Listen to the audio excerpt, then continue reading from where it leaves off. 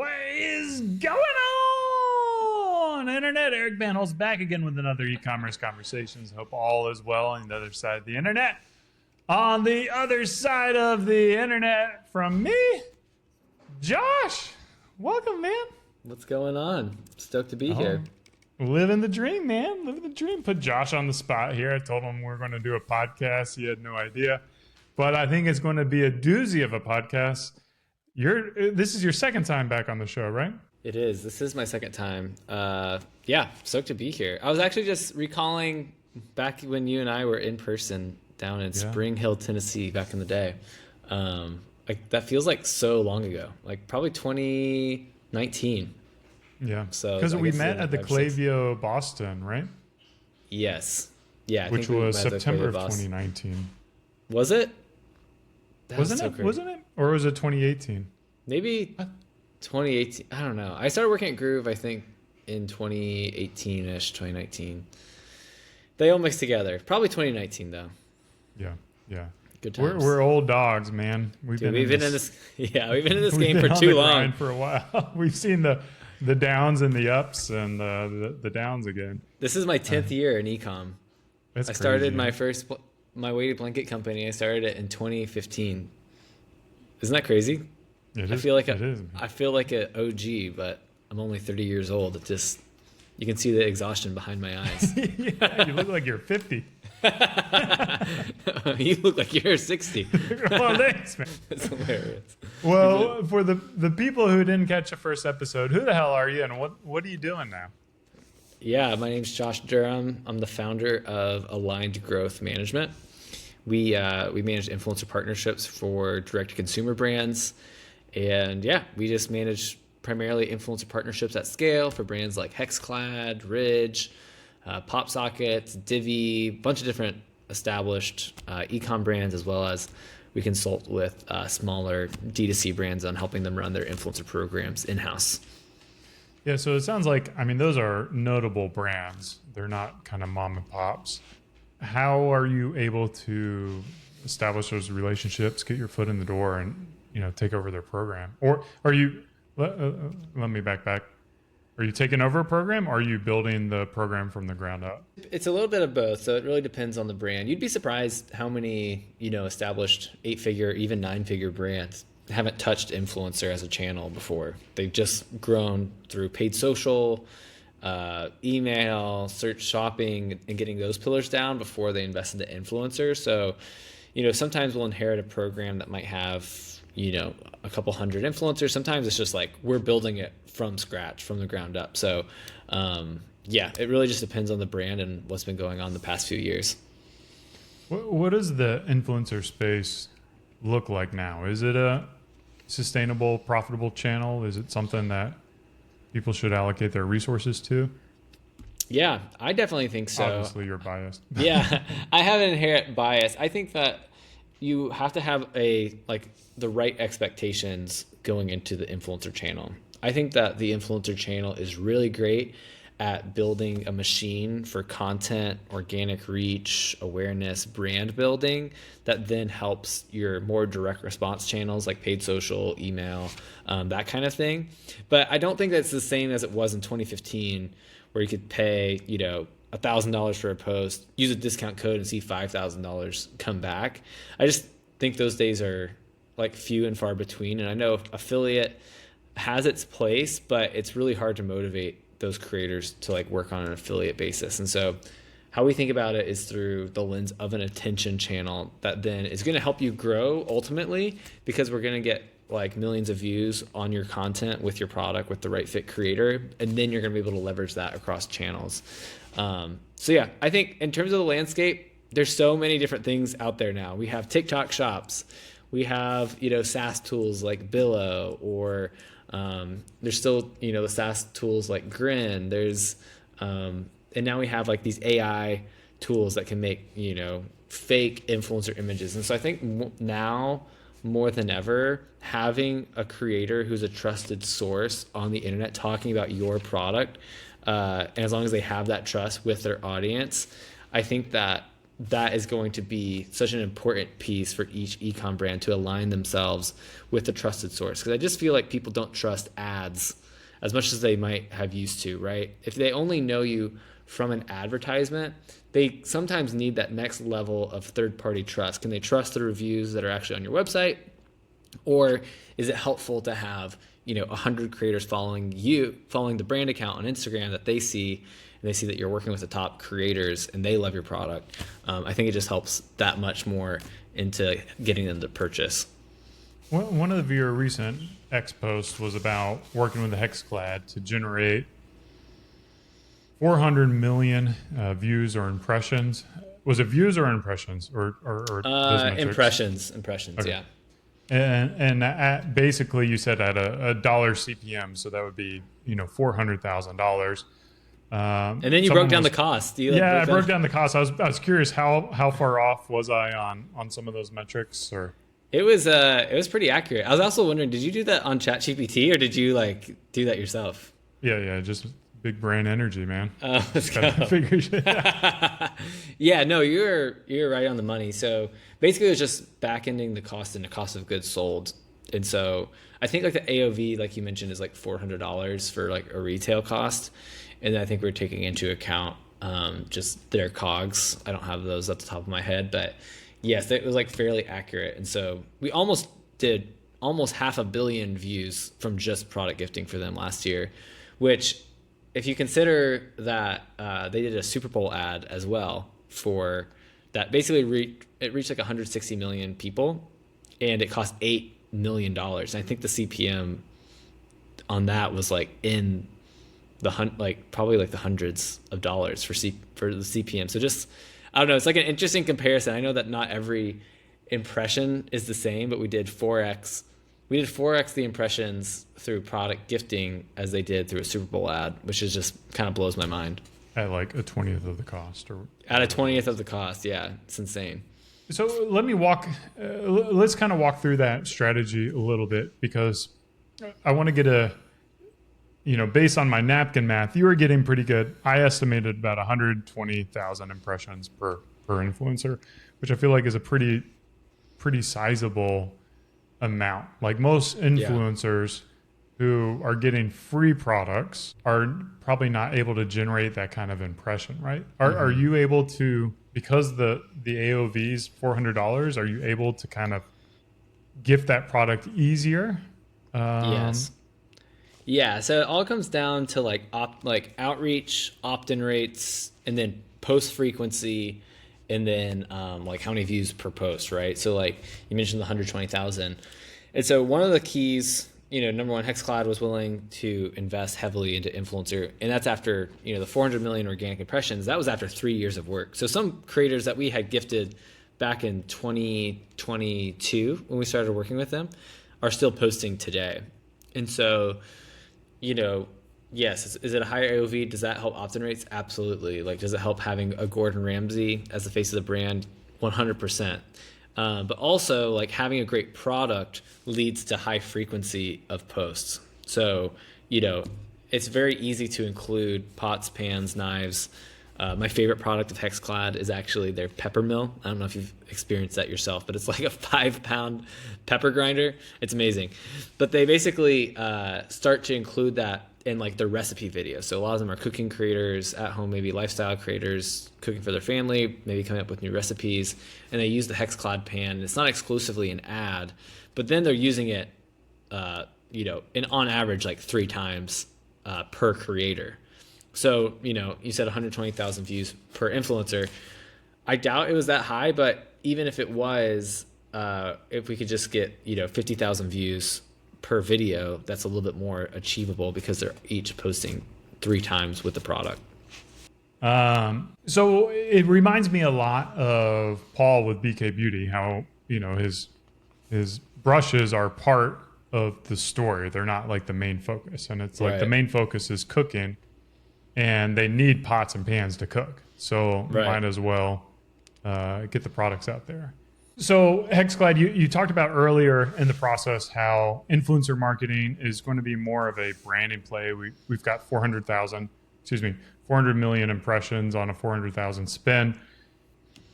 Is there any kind of gut feel for what that might have potentially driven in terms of sales or lift? Is there any way to attribute that either by like a drop in, I guess, acquisition cost on their paid side, or a post-purchase survey? I don't know if they're doing post-purchase surveys or not with the how they found out Yeah. about it.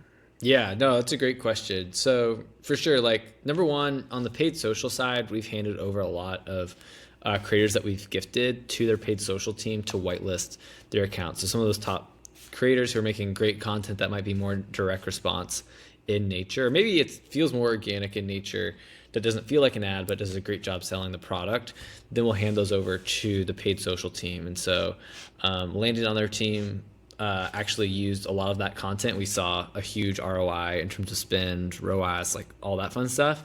And then as well, yes, on post-purchase surveys, we've seen over 7 figures worth of like post-purchase survey data attributing revenue to influencer as a channel. And so those are just kind of like some of the more bottom of funnel metrics that we can look at over a long period of time. I think the thing that it takes on the brand side is to be willing to invest over 6 months to a year in seeing that lift over time. Because a lot of times, if we introduce an affiliate link to something, it's oftentimes like the affiliate link play is typically best for an Instagram story swipe up, right? Like it's kind of more direct response in nature, but you're going to limit reach. And so we want the best placement that we can get with a creator is going to be on IG Reels or like an actual TikTok post, because that content is going to live on and it has like a higher chance for virality and just organic views and impressions. And so I think it's just important to like keep that in mind and kind of having a long-term view over the program. So for brands that aren't pushing $400 pots and pans and knives and salt shakers, like is it a pay to play strategy pretty much with the creators? Or I wouldn't say so. No, I mean, we work with a lot of like lower AOV products. So like, for example, I mentioned Pop Sockets is one of our clients, and given they do have a lot of brand equity out there. So I think that having a brand that people want to work with is always in your best interest, of like, just that's obviously going to help opt-in rates. But I think the key is actually just having a great product that people want. Like, do you want another moisturizer sent in the mail that, is just kind of run of your meal and there's nothing different about it? Or do you want, a Japanese style skincare product that's getting sent into the mail that was forged by some guru up in the Alps? So I don't know, I just think that people need to have a really fun, novel product, and it needs to be actually differentiated. And that's what's going to help your opt-in rates. It's going to help your posting rates and really help scale up the program. Will you need to include a paid budget at times? Yes, but that's after you've tested absolutely everything. So you can test things so you kind of recommend start off with just a gifting program? Yes. Yeah. Okay. For sure. And then what is the size of influencer who you're typically reaching out to? Usually minimum of 10,000 followers. And for gifting up to 100,000 followers. And so what we'll do as well is we'll test those size creators. Maybe we go kind of on the lower end of the market of those creators who might only have 10,000 or 20,000 followers. Maybe we test the demographics. So like for male focused brands, a lot of times the best bet is actually going after their female counterparts who have a social following, who are purchasing for their boyfriend, for their spouse, for their partner, just because there's going to be a higher volume available of those creators. There's not many, like if you look at the male market on IG and TikTok, there's just a lot fewer quality male creators than there are female. And so it's all about like literally 10. Yeah. So, and they're going to be expensive. They charge like out the wazoo. So like, you just have to be able to like test into these things. We take a very digital marketing approach. We're not magicians is what I like to say. And so just taking testing those things out over time, even like thinking about deliverables that you're asking for, creative rights, paid social rights, increasing the AOV of the package you're giving them. These are all things that can lead to a higher opt-in rate and a higher throughput on posting. So I got a question about that. So with Beard Brand, Yeah. obviously men's grooming product, Yep. no crossover at all. There's no gender neutrality to it at all.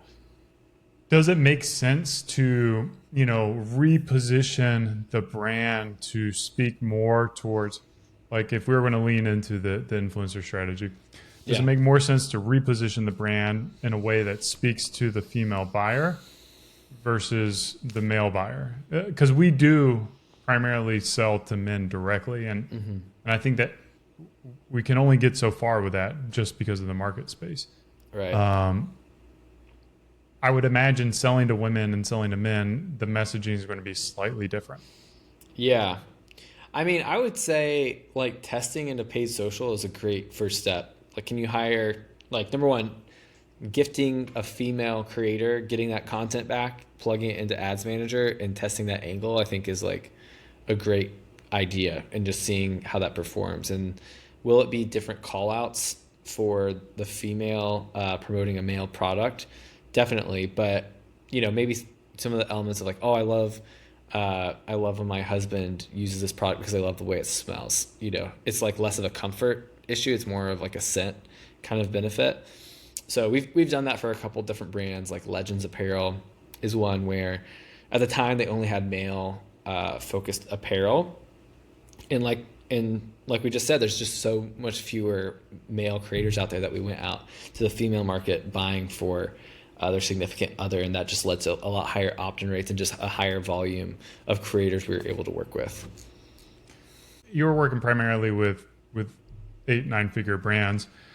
You also do consulting work for smaller brands on how to set it up, or are you taking on Yeah. clients as well for smaller ones, or basically the work that you do with smaller brands is more of consulting?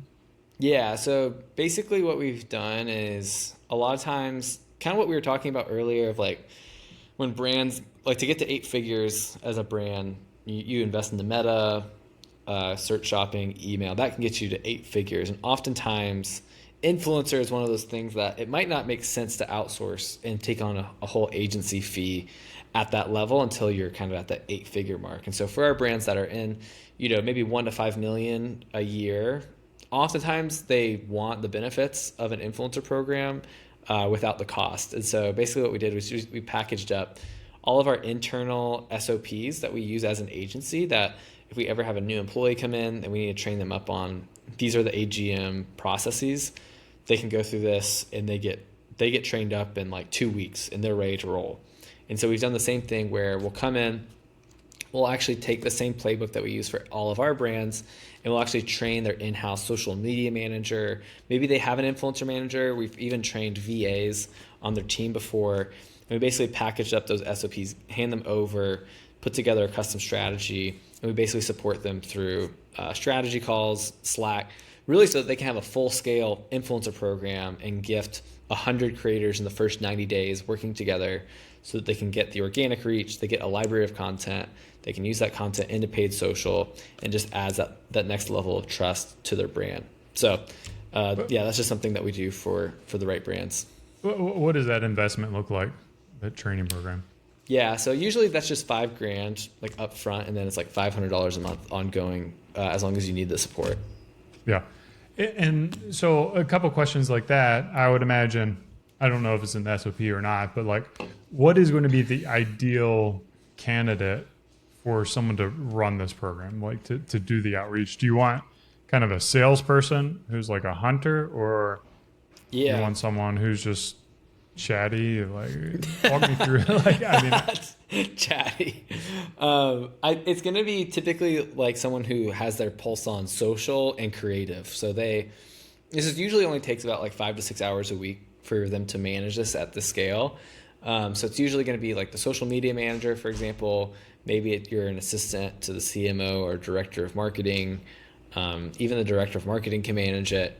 But those are the type of roles, is like kind of more, even you can have like an intern, like a social media intern, come in and run this playbook. We've had all those type of those people. And so the heaviest part of this program is going to be sourcing and outreach. And so it usually takes about like an hour to 2 hours to find, 200 quality creators that they can then reach out to. And then we help automate a lot of it because we're doing all that outreach via email. And so that helps with tracking. Oftentimes it's really confusing of like, what's the, how many DMs did you send on Instagram? Like, who actually received product. They're tracking it via spreadsheet. So there's a lot of manual parts to it. And so we automate a lot of that so that they can focus on finding the right creators who are the right fit for your brand, and then following up with them to post once they receive product. So basically, you're not messing with people through the DMs. It's just no. Yeah, we do 90. Or will you DM them to get their email address? Or usually the email address is either like in their bio, typically, Okay. or it's in one of the SaaS tools that we're pulling already. We already have it. So I would say for 99% of the brands, we're only using email. The only reason we'll use DMs if like email is broken for some reason, like they have something's going on with their domain that they need to go fix. Yeah, it's bouncing back, and so we'll hit them on DMs there. But yeah, it just helps keep things streamlined. And I love the saying like, what you can't measure, you can't manage, right? And so just making sure you can measure, outreach numbers, opt-in rate, how many creators of product we shipped, and then how many people are posting. And so typically, we are actually seeing like a 70% plus posting rate for our clients. And a lot of people make the mistake of, just sending product, not establishing the deliverables up front, and then you can hold them accountable on the back end to actually post.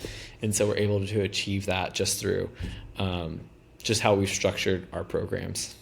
Yeah, so you're using like a HubSpot to just help with the management, or some kind of CRM. Yeah, it's like an influencer CRM. There's a bunch out there. We use Aspire is the one that we use. It's pretty solid. There's of course the Grins out there. There's Super Affiliate. There's the Social Snowballs of the world. Those are all great SaaS tools. Sorrel is another one. But yeah, I think the key is training. How many times have you signed up for a software and then used it like once, and then it is there collecting dust on the back end? And so I think the value of the consulting is, we're kind of platform agnostic. We've used 5-10 different influencer SaaS tools. And so we can come in and just train your team on the fundamentals and hold them accountable to those to really help them scale up the program. I think what's most important from my perspective, as someone who's never run this program before, and the value that I would get from leaning on someone like you guys, is just like, what is a realistic expectation? Let's say we have a social media manager, or if you're listening, you have a social media manager, you want to start doing influencer outreach. They're making, daily posts to Instagram, Twitter, TikTok, YouTube Shorts. And then it's like, all right, well, we also want to add on influencer outreach. How many people can they reach out to in that given time frame? I guess it depends on if the social media manager is also creating content as well, or if they're just simply like managing the content and posting it live. And then like, what is that messaging that you're going to have to help you get more conversions, to help you get more placements, to help you streamline the address? I would imagine like the language kind of looks like, hey, we have a gifting program. We'd love to send you free products. Not so much of like, hey, we're doing influencer marketing. Are you open to any kind of campaigns? Things like that. Yeah, for sure. I think it's just positioning it well for the right creator. And obviously we're using like templated messaging for those creators and making sure that, it feels natural, right? We don't want it to feel like a robotic message, so we can tailor that messaging. And we've done a lot, like we've been working with Ridge for the last couple months, and they gave us their 2 worst customer demographics. And so the opt-in rates were really low to begin with. And, speaking of like females, for male brands, they came in, they asked us to go gift female creators buying for themselves. So that was the angle, which was like one of their smallest customer segments. And so it was a real challenge because we had to, get to our opt-in rates really high. And so, we took our email marketing platforms and we A/B test the messaging and the subject line and also the type of creators that we are reaching out to, and just optimize that messaging over time to include things like some of the largest creators that they've worked with, so that those smaller creators are wanting to work with them, increasing the AOV of the package that we're sending them, and just being absolutely ruthless on that A/B testing to make it work. So, anyways, it was a fun challenge. Yeah, how much of it is like a snowball effect when you start getting the product out there, the influencers start seeing it, and then you start getting a lot more inbound requests? Mm-hmm. Yeah, I would definitely say that helps with momentum, is like once you get it going. We've seen that especially within different creator circles. So for example, we've been gifting a certain like fitness, like we've been like strategically trying to gift and pay with like paper posts with like fitness creators that are kind of like in different circles, and then reaching out to them to like kind of like whoever they're already posting with. We can see that there's a lot of crossover there in terms of their audience, and they've been doing, they've been making content together. And so we'll go gift some of those other people in their circle just because they've been seeing it already getting posted. And so that they can kind of be a part of like the new it brand as well. Yeah. So, going back, I don't know. I think I asked too verbose of a question. I don't know if you answered it, but first one, who's the best type of person to run these campaigns, to reach out? I think you answered the social, that. The social person is probably the best. The social person. And then like just time commitment. Is this like a full-time job, or is this like a 20-hour-a-week kind of job? Yeah, I would say for the brand between 1 to 5 mil a year, it's not a full-time job. I think it's part of their other roles of like making content for paid social or reposting to organic social. So I think it's like kind of a mix. But I think it just depends on how hard you want to go, right? Yeah. Like some of our clients have 2 to 3 influencer specialists or influencer managers in-house, and then we have 3 people working on their account as well. So there is a lot of back and forth that goes on with, especially once you like introduce like paid budgets and you start negotiating with their agents and you're redlining contracts and you're sending product, you're making new creative briefs, you following up within the post. It just takes a lot of time and effort and energy and thought. And so I think this can definitely scale up to a full-time position for sure. But I think on the coaching side or consulting side, from like 1 to 5 million a year, this is probably a part-time thing. And then as you get to 6 million a year and 8 figures a year, it might make more sense to actually outsource it to someone instead of managing it in-house. So yeah. And you kind of talked about that, like, is the best strategy to simply start off with a gifting program. Mm-hmm. And then as you get more and more of those like 10, 20, 30,000 follower accounts, then eventually you're kind of maxing out on that, or maxing out on the efficiency of that. You want to go after bigger creatives. Right. Is it kind of industry dependent or creator dependent on the size of the follower and how well they bring awareness to a company? Have you noticed anything like that? I would say the benchmark in terms of like when we start including more paid budgets is like at 100K plus of like following. And so I would, in terms of like actual like size of influencer in terms of like organic reach, we always are looking at, like following count is like a helpful first benchmark, but then we start to use things like their last 10 videos and how well those perform from an organic view standpoint. Because on the back end, what we're doing is we're starting to negotiate with them based on a CPM basis, and we're using their last 10 videos as basically the data that we need for that negotiation. And so in terms of just like size of brands too, like I usually recommend brands who are, want to spend like 30K a month on influencer as a channel to be doing at least like 30 million a year in terms of like annual revenue before you start negotiating with a CPM basis. And that's when they've had a successful paid social strategy, they're growing year over year, and they are wanting to invest more into attention to just even drive better results from their paid social efficiencies. And then what do, I guess there's 2 questions. Are CPM rates like $25 for paid influencers, or higher or lower, or kind of? I mean, it can be as high as like $30 to $40 to start, and then just bringing that And basically what we'll see with the program is we're able to bring that down over time. Once we find kind of the right creative angle, the type of creative that we're working with, we can get that into the $10, $20 range. And then the other thing that we like to see is managing that CPM. We can bring it down with product gifting. So if we marry product gifting and we're shipping 50, maybe to 100 packages a month for the brand, and that's getting a lot of organic reach with maybe a CPM on the paid side, that's maybe $40, and that's pretty expensive, then sometimes we'll see the total cost of goods plus paid come down to like a blended $20 CPM for the program. And to a lot of brands, that's an affordable CPM. What have you done for Beard Brand in terms of influencer? We've done a few things at Beard Brand. We have a YouTuber, content creator who does a lot of everyday carry type of stuff, just kind of like dude stuff. Yeah. He's into like grilling and guns and whiskey and cigars. And hey, I love all those things. Yeah. So like he's built a great audience, and he ran across the Beard Brand videos many years ago and was a Beard Brand customer. So we kind of noticed him talking about us, and we're like, hey, reach out. Like those are the easiest ones when you find someone who's already authentically, representing your products. And then we've just worked with him over the years. We developed a signature line. Let me see. Is this? Oh, that's awesome.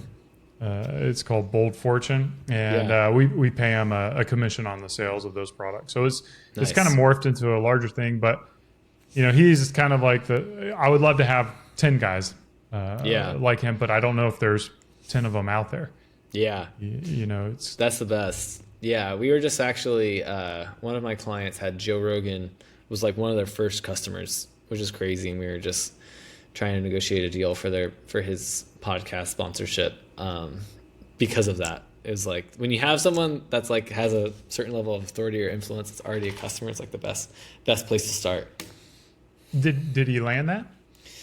No, the terms weren't good enough because a lot of basically they wanted to be able to repurpose a lot of the like podcast clips and stuff like that over into social, which he basically wasn't willing to do. Which I have a funny story about that at Group Life, because we were definitely running his ads from the clip we sponsored on his podcast. I hope maybe we have to take that out, but it's too far in the past. It's another lifetime. But they didn't end up pulling the trigger, which I was pretty bummed about. But because we got it right to the finish line, and they just ended up not pulling the trigger. Well, let's talk a little bit more about what does that look like to get the usage rights to these content creators if you're simply gifting them products? Do you write that into consideration? So typically we actually get the usage rights to the content up front for gifting. So we usually do a 1-year paid, 1-year organic social usage of that content. And so that's usually plenty of time for the paid team to figure out if it's going to work or not. And so a lot of times we just ask for that up front. And then with the bigger creators, they might have like a more limited scope on that. Just, it kind of is like one of those things with likeness that, maybe they are more recognizable. If you saw them on the street, would you recognize them? I think that's always a good first take as a test. I would say a lot of them probably not, but I think that then that usage can just like come down as a creator has a larger following. Yeah, so that's typically you're not paying for that then in the gifting program too. So you're getting usage. Yes, yep. You're not paying for that. It's all for just the free product. For the compensation of the product. Yeah. And then how much do you budget for, like if you're an 8-figure, 9-figure brand, do you want to get the rights to, Gordon Ramsay or clearly he's pretty linked with the business now. Even more notable, let's say kind of like B-list celebrities, right? Because let's be realistic, that's probably who most people are going after. Like Luke Wilson, right? Everybody knows who he is, but he's not, Kim Kardashian or whatever. Right. So wait, you're asking how much to budget for those guys? Well, how much do you think you would have to budget to get the usage rights for one of their? Oh man, I'm not really sure. I mean, Is this like hundreds of thousands of dollars, or is it like yeah. $10,000? Like, I mean, for A-list celeb, probably like hundreds of thousands of dollars. okay, My team primarily works up to like 1 million to a couple million followers is kind of the max. So we don't do a ton of the celebrity stuff. Like, for example, it's not like I'm over here with HexCloud working directly with Gordon Ramsay, right? Like, he's already on the cap table when we started working with HexCloud. So it's out of my wheelhouse. I wish I had more celebrity knowledge, but I'm just over here working with primarily just the influencer, not the celeb. yeah. Well, if people need to get into your training program, they're a smaller brand. Yeah. Where do they go? Yeah, you can just you can either shoot me a DM on Twitter. I'm at Josh J Durham on Twitter, or also known as X. Or you can just come to our website at aligngrowthmanagement.com and just hit the contact form, fill out some information, shoot us a note, and we'll reach out and go from there. And that's the same spot if you're running 8 or 9 figure business too. Yes. Yep. Same spot. All right. Josh, I enjoyed this phone call. I hope our listeners enjoyed it as much as I did. As always, thanks for watching, listening. Cheers. Yeah, Eric, appreciate you. Thank you for the surprise podcast. And keep on growing.